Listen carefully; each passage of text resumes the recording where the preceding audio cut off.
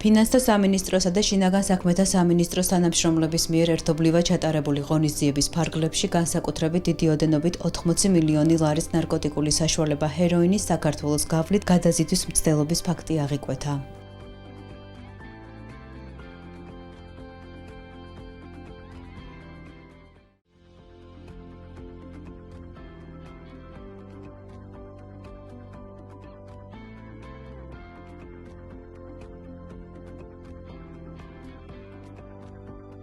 უწყებათა შორისი დანაყოფის შემადგენლობაში შემავალი საბაჟო დეპარტამენტის თანამშრომლების მიერ რისკის პროფილების დამუშავების შედეგად შეჩერებული იქნა სატვირთო ავტომობილი, რომლის მისაბმელის დათვალიერების შემდგომ აღმოჩენილი იქნა 250 კილოგრამი ჰეროინი.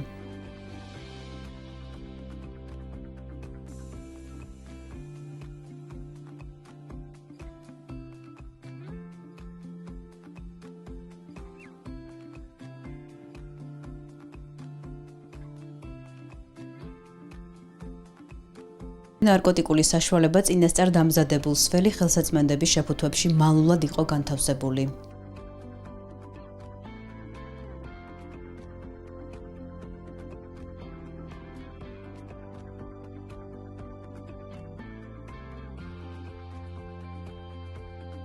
საბაჟო საზღვარზე შემოსული მაღალი რისკის მქონე ტვირთების უმკაცრესი კონტროლი მომავალშიც აქტიურად გაგრძელდება.